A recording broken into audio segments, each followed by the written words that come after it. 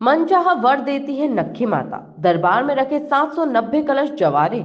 मंडला से लगभग 20 किलोमीटर की दूरी पर निवास रोड में ग्राम बकौरी से लगी पहाड़ी पर नक्खी माता का प्रसिद्ध प्राचीन मंदिर है, जहां दूर दूर से और दूसरे प्रदेशों से भी श्रद्धालु दर्शन के लिए आते हैं। चैत्र मास के नवरात्रि पर्व पर प्रतिवर्ष यहां पर श्रद्धालुओं के द्वारा घी और तेल के कलश खप्पर यहां की समिति के माध्यम से बोए जाते हैं। इस वर्ष दरबार में रखे 57 घी और 586 तेल के कलश, 101 टोकनी, 35 खप्पर प्रतिदिन यहां पर सैकड़ों श्रद्धालु दर्शन के लिए आते हैं।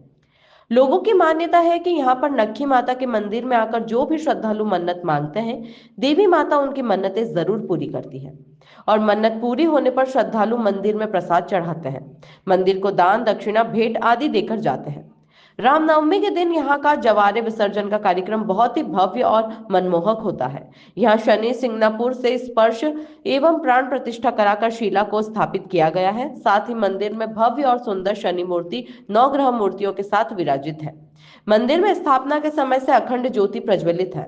मंदिर समिति की मान्यता के आधार पर बताते हैं कि गांव में जब सदियों पूर्व लुटेरा द्वारा आक्रमण किया गया था, तब माता पहाड़ी से प्रकट होकर भक्तों को सूचित कर उनकी रक्षा कर मूर्ति रूप में स्थापित हो गई थी। इससे क्रोधित होकर दानव रूपी लुटेरे माता की नाक काट गए थे। इसी कारण से माता का नाम नक्खी माता के नाम से प्रसिद्ध हुआ।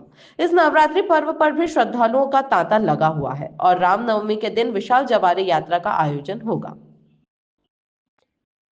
मंडला से प्रहलाद साहू की ब्यूरो रिपोर्ट।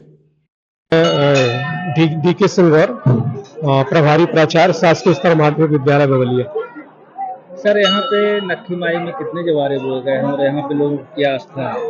यहाँ की आस्था को देखते हुए जो है लगभग 792 कलश और खप्पर जो है माता के दरबार में बोए गए हैं और बहुत श्रद्धा के साथ यहाँ दूर दूर से दूसरे प्रदेशों से भी आकर के लोग कलश और खप्पर बोलते हैं और उनकी असीम श्रद्धा है नक्खी माई के प्रति।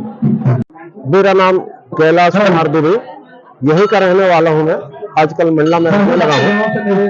मैं लगभग 40 साल से यहाँ देवी जी के स्थान पर पूजा करवा भी रहा हूँ और कर भी रहा हूँ।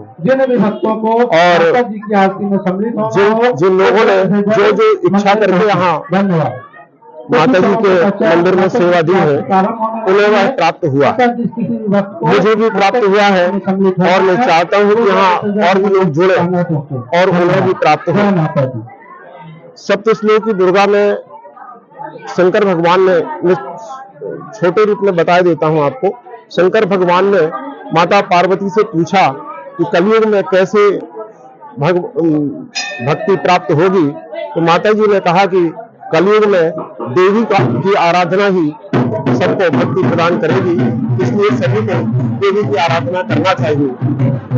यहाँ पर नक्खी माता के मंदिर के संबंध में, मूर्ति के संबंध में कहा जाता है, यहाँ मेरे से भी और भी पहले करीब यहाँ के जो पंडा करीब 92 साल होकर के जो खत्म हुए थे, उनसे भी मैंने जानने की कोशिश की थी, तो उनसे भी यही जानकारी मिली है यहाँ कि माता जी यहाँ स्वयं प्रकट हुई है।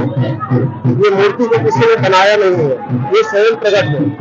यह जो श्री विग्रह है आपके सामने, इसके संबंध में यह कहा जाता है कि यहाँ कुछ लुटेरे आए थे कई वर्षों पूर्व, और लुटेरे यहाँ आते थे और यहाँ गांव को लूटना चाहते थे, तो देवी एक कन्या का रूप धारण करके इतनी जोर की आवाज लगाई, वो लुटेरे लोग जो है वो आश्चर्यचकित हो गए कि इतनी छोटी सी कन्या की आवाज इतनी तेज कैसे हो गई, और सभी गांव वाले सजग होकर के सतर्क हो गए और यहाँ से भाग निकले। और लूटने वाले जो आए थे उनका जो मनोबल है वह गिर गया और वो यहाँ लूट नहीं सके। गुस्से में आकर के कन्या को मारने के लिए दौड़े, तो कन्या जो है वह पत्थर का रूप धारण कर ली, तो गुस्से में आकर के उन्होंने तलवार से माता जी की नाक को काट दिया। इसलिए इस स्थान में देवी जी का नाम नक्खी माई पड़ा और नक्खी माई के नाम से ही सभी लोग जानते हैं। यहाँ इनके बारे में क्या कहना है, हम सब लोगों की पहचान नक्खी माता मंदिर के नाम से है और मैं यही चाहता हूँ सभी भक्त लोगों से, यही संदेश देना चाहता हूँ कि आप लोग जो भी जिस प्रकार की भी कामना लेकर के यहाँ आएंगे, आपको निश्चित प्राप्त होगा।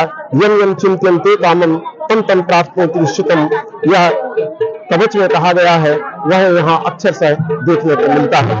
धन्यवाद।